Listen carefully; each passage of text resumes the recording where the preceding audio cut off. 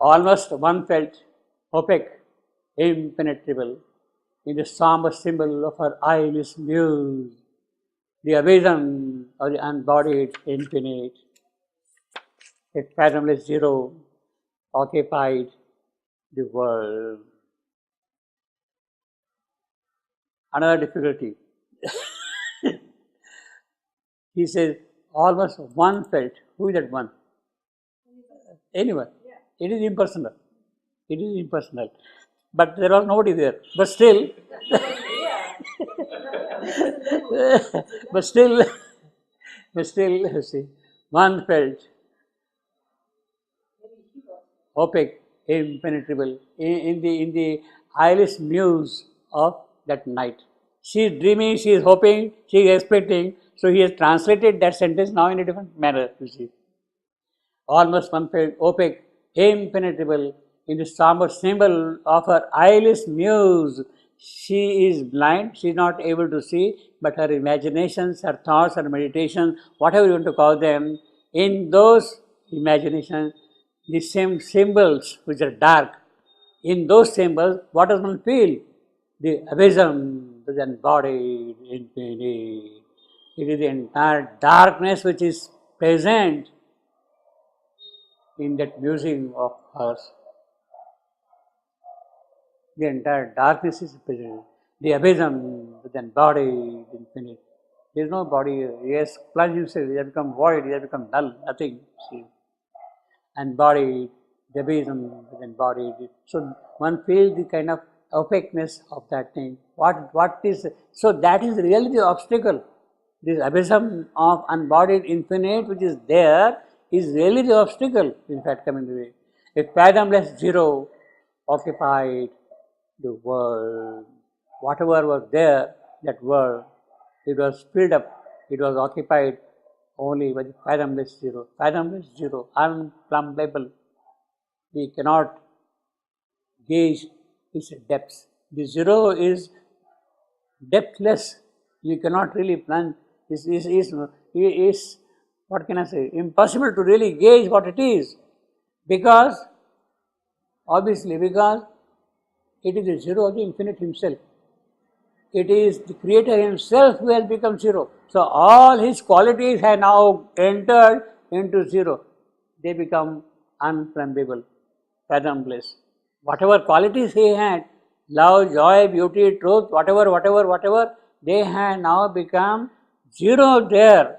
And what is the depth of that quality? That we cannot gauge. Depth is there, love is there, happiness is there, joy is there, everything is there, but the quality of that cannot be gauged at all. A fathomless zero occupied the world. The power of fallen, boundless self. Power, fallen, boundless self. Well, that is the involution. He has fallen, this self. He calls here in the sense of Atman, self. He has become opposite here. The fallen, boundless self. In fact, this is in the language of the mother easy to understand. The fallen, boundless self, the powers had become opposite of their own, and therefore fallen. Boundless self, they are themselves infinite, unbound. Now, of this self's power is what is talking about. The self has become inconscient or void or zero or whatever you want to call it, but that does not mean that his power is absent. The power is always with him. It is inseparable from him. So that power awake, well, he may be sleeping, but the power is there, you see. Awake between the first and the last, nothingness. Between the first and the last, nothingness. The first nothingness is the absolute non-manifest supreme. You want to call it Tat or whatever you want to call it, the ineffable, the unknowable. In words, he is holding in him every potentiality He is holding in him every possibility of manifestation. It has not come into existence. It has not come into existence. Between the first, and therefore it is nothingness. It is absolute. And the last nothingness. Now that he has plunged into the void, has become zero, that is the last nothingness. So the absolute supreme, and he is zero now here. Between these two, this power is awake. See the kind of a bridge between the zero and the absolute zero, that positive zero and this negative zero, if you want to call it, you see. See the link, see the connection between the two, you see. A power of fallen, boundless self between the first and the last nothingness. She remembers. What does she remember? Recalling the tenebrous room from which it came, turned from the insoluble mysteries of birth and a tardy process of mortality, and longed to reach its end in vacant naught.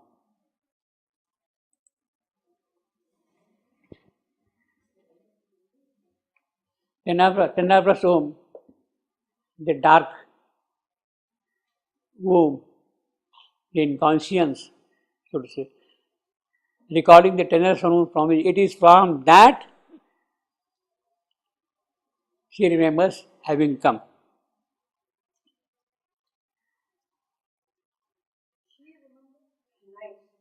Tenebrous room from which it came, sorry, it, self.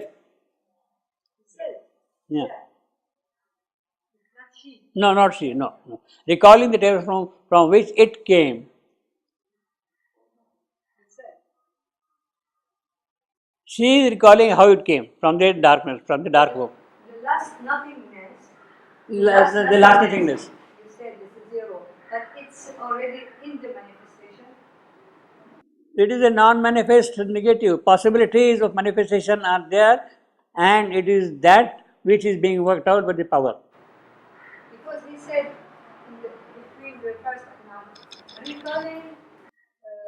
recalling the tenebrous womb. Okay, and turned it from the insoluble mystery of birth. Now she is recalling, she is manifestation. No, she, why things are not happening. Birth is taking place, but why things are not happening. She is worried about that. Okay, just remember. Yeah, she is worried about that, you see.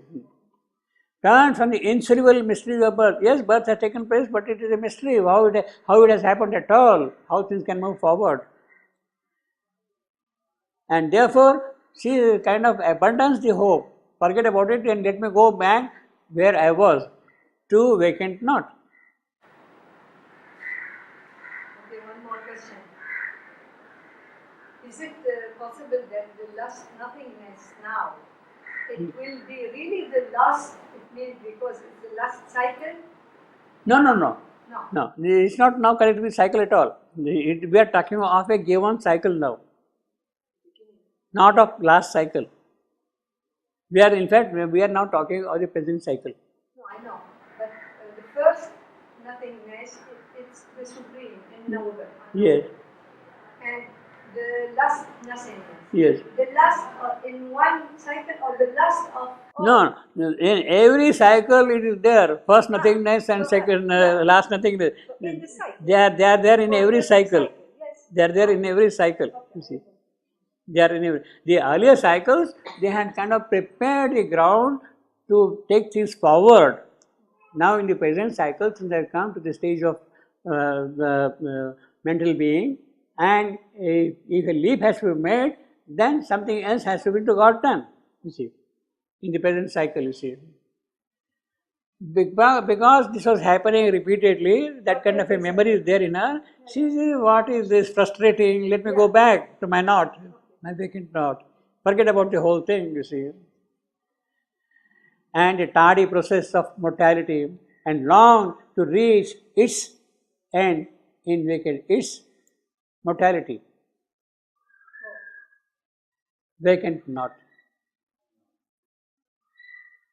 Turn from the insoluble mystery of birth and the tardy process of mortality, and long to reach its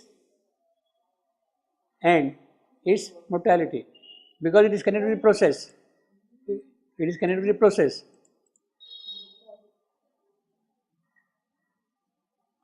So she is expecting let that process get terminated in the vacant knot. She longs to reach its end of mortality of the whole process in vacant knot. How do they translate? Same, but we cannot understand who is reaching his end. Who? I mean, we cannot understand who is reaching its end. It's like here, like you can say. But in English, mortality, it's but you can say long to reach its end. That is the process of mortality. I can.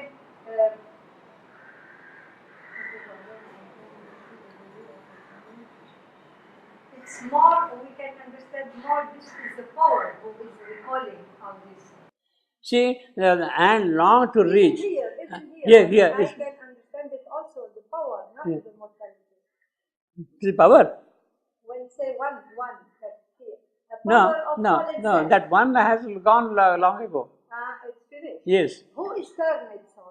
Who is turned from the insoluble mystery? She, power. Who? Yes. Yes. So the power turned from the insoluble mystery and the third process. Yeah. And longing. It means the power And see, longing. now you see, and a tardy process of mortality and long to reach. She long to reach its end. Its stands for what? Its end of mortalities. The power reached the end of the mortality. Yes. Okay. Yeah. Now I understand. Yeah. Okay. And where does she want to reach it? In vacant knot. Okay. It's not anymore water. She says, forget about all that. Let me go back. Terminate the process. She is kind of giving it up. Giving it up.